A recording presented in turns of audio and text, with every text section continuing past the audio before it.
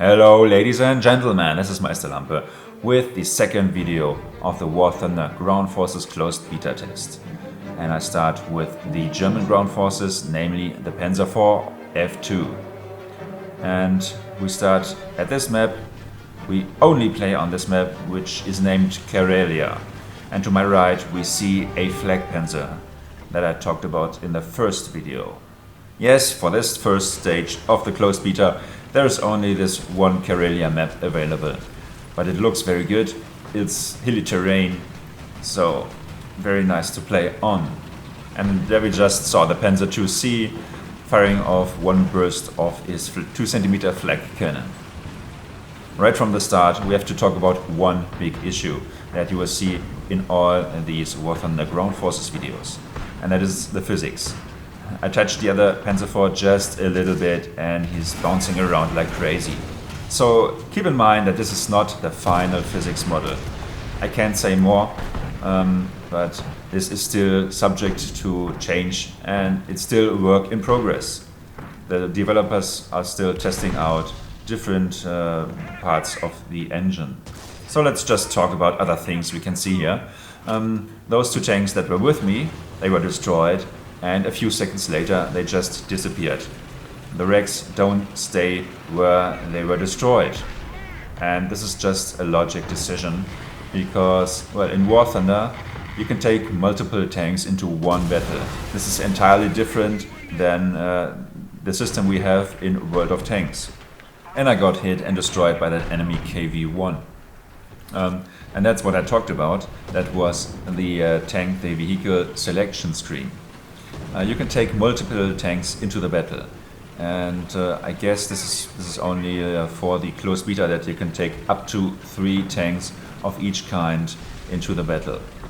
So here I have 4 tanks and I can take each one 3 times, so that makes 12 in total. I selected the Panzer IV F2 again and went for a second try. So let's see what we can encounter this time. Also going a different direction, because the other side is very camp heavy and I wanted to have some more close range engagements. There we can see a KV-1 at around 170 meters. I fire off the first shell and instantly destroy the KV-1. A one-shot kill. I just hit the right spot. This is different to World of Tanks again. You don't have any health bars in War Thunder. Now getting hit a few times. The first round seemed to have done no damage, but this one did. It damaged the engine, the fuel tank, the ammo rack, and wounded my commander. And this is a third hit, and it seems to have damaged the turret turning mechanism, because I cannot stop to turn it now.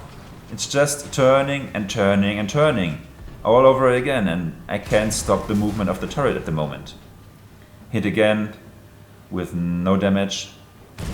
I try to hide behind these rocks, but I keep getting hit and well, I'm screwed here. Hit again, and I'm not sure if he's using high explosive, because you all have these huge flashes, or if he's using heat.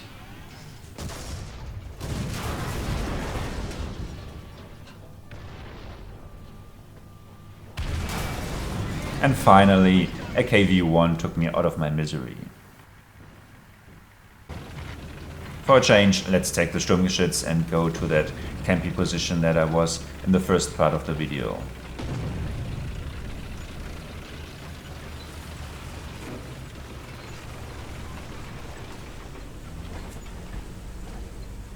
And we instantly can see the first enemies, because right over there, there's also the enemy spawn point. And guys, I'm so sorry. Because, well, that's a bit embarrassing. I couldn't use the zoom mode, the zoom in, the sniper mode, because, well, I couldn't find the right option in the control menu, in the control options. But luckily I found out how to change this and properly use the zoom mode, but only after this first session on the test server. Because this test server is only available on Thursdays and Saturdays, and only 4 hours each. This is a bit annoying. But of course I keep on firing at these enemies just in the third person view. And you can see if you're on the target when the cursor changes colors from white to red or green, and I keep hitting them. Okay, that one did not damage the target, just bounced off or ricocheted. But let's see if we can hit the next one, which is that Panzer IV F2. And the numbers that are popping up on the center of the screen are the XP and credits you get for the hits.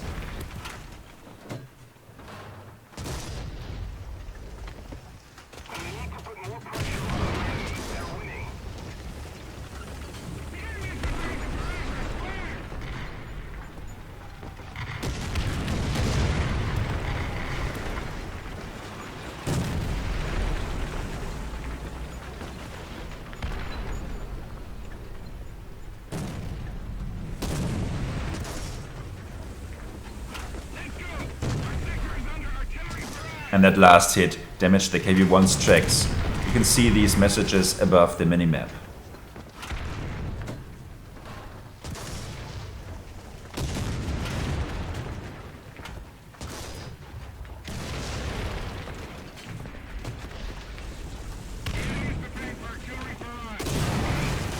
And finally I took out that KV-1, but somebody also damaged my tracks.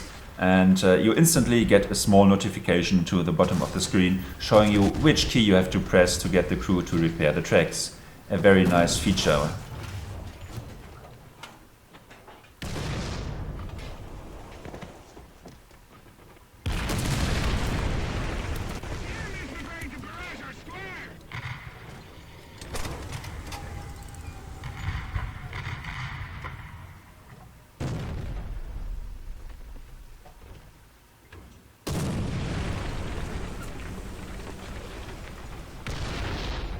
And it seems like the enemy keeps on firing artillery barrages at my position. There was another strike. And another one.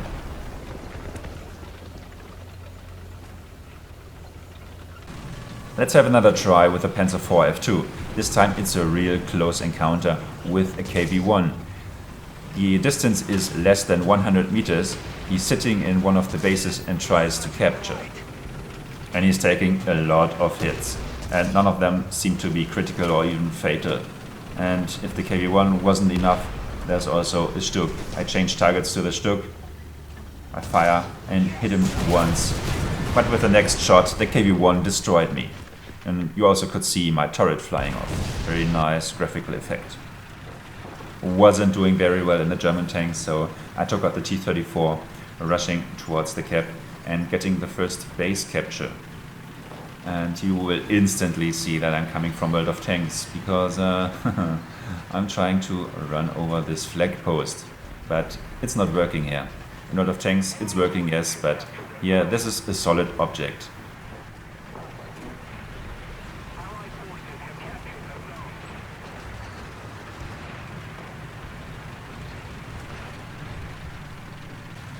I kept on rolling with those two guys from the cap.